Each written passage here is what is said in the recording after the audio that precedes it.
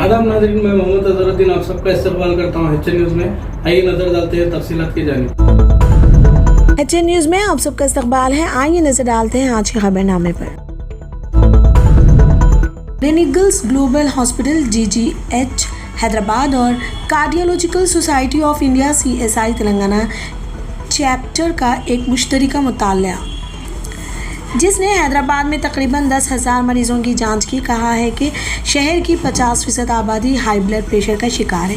ये सर्वे, जो अभी तक एक हम मरतबा नज़रसानी शुदा साइंस जर्नल में शाये होना बाकी है, मंगल को यहाँ रियासती वज़ीर सेहत T हरीश राव ने आलमी यौम हाई ब्लड प्रेशर के मौके पर जारी किया। सर्वे में 10,000 मरीजों की स्क्रीनिंग शामिल थी और हैदराबाद में कायम national institute of nutrition NIN के शुमारियात की मदद से नमूनों का तज्जिया किया गया। ग्लीनिगल्स ग्लोबल हॉस्पिटल और CSI तेलंगाना चैप्टर के अहदेदारों ने बताया कि मंगल को 5,000 मरीजों के अबूरी नतायज पेश किए गए। तेलंगाना BJP के सदर बंदी संजय ने हैदराबाद में 25 साल दलित नौजवान B नागराजू के गैरियत के नाम पर कत्ल के मामले में इंसाफ को यकीनी बनाने के लिए फास्ट ट्रैक अदालत कायम करने का मुतालबा किया।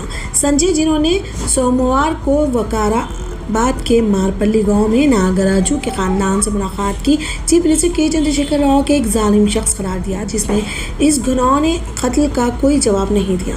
संजय ने कहा कि रियासत में हालिया हलाकतों, खुदकुशियों और इस्मत दरी के लिए TRS पार्टी के कायदीन जिम्मेदार हैं। उन्होंने कहा कि अगरचे कौमी कमीशन बराए दर्ज फहरिस्त ज़ात ने हुकूमत को मुतासिर के कुंबे को 8.5 लाख रुपए एक्स ग्रेशिया और इसकी बीवी के लिए एक मकान और काम अदा करने का हुक्म दिया था, लेकिन CM K चंद्रशेखर राव ने अभी तक कोई कार्रवाई नहीं की है। संजय ने दलितों पर जोर दिया कि वो KCR के काम करने के अंदाज को पहचानें और जब इनके खिलाफ मुजालिम का इर्तिकाब किया जाए तो इनकी गैर फ़आलियत के लिए इन्हें जवाबदार ठहराया जाए। एक 24 साल खातून अनूथा रेड्डी, जो यारामपल्ली गांव तेलंगाना के यादाद्री भुवनगिरी ज़िले की रिहायश है, अपनी कामयाबी की कहानी में एक और अहम संग-मेल अबूर किया। इसने 20 कैंप से 5 दिनों में सतह समंदर से 8,848.86 मीटर की बुलंदी पर माउंट एवरेस्ट को सर किया। अनुमिता रेड्डी को Shekhar Babu Pochanipalli head of Transcend Adventure Hyderabad के जरिए तरबियत दी जाती है।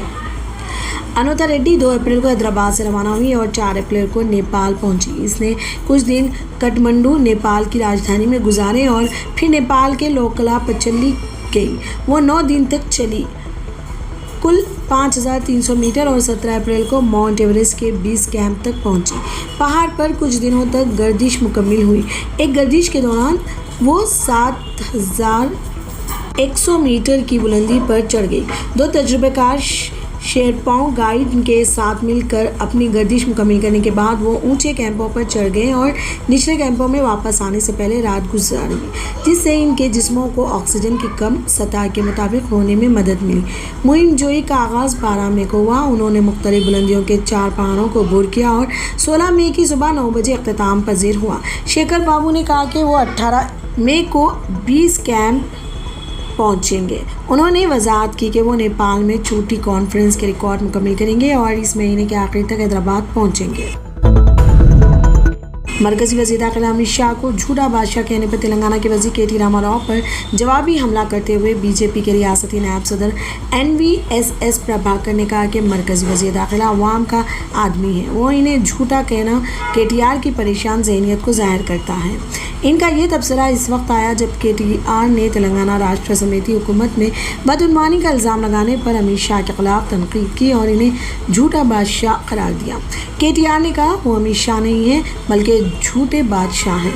इसकी एक बात भी सच नहीं है। अमित शाह ऊपर आए हैं और निचली सतह से इनकी परवरिश हुई है और वो एक आम कार्यकर्ता से मुल्क के वज़ीर दाखिला तक पहुँचे हैं।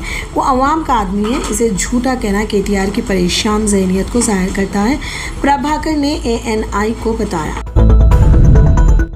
तेलुगु अदाकारा कराटे कल्याणी बगैर कागजी कार्रवाई के मुबैना तौर पर 2 माह की बच्ची को गोद लेने की वजह से मुश्किल में है। हैदराबाद चाइल्ड वेलफेयर कमेटी के दफ्तर ने इससे पीर को हाजिर होने की हिदायत की, लेकिन वो हाजिर होने में नाकाम रही।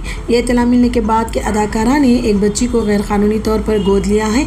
चाइल्ड वेलफेयर कमेटी CWC ने इतवार को उनके घर का दौरा किया, लेकिन वो दस्तियाब नहीं थी। हमारे पास काबिल एतमाद मालूमात है कि इसने वाकई एक बच्चा गोद लिया है, ताहम सिर्फ तहकीकात से ही पता चलेगा कि आया ये कानूनी है या गैर कानूनी। चूँकि वो अपनी रिहाइशगाह पर मौजूद नहीं थी, इसलिए इसे जल्द अज जल्द कमेटी के सामने पेश होने का नोटिस दिया जाएगा। ज़िला वेलफेयर ऑफिसर के एक एहलकार ने दी न्यूज़ इंडियन एक्सप्रेस को इत्तला दी।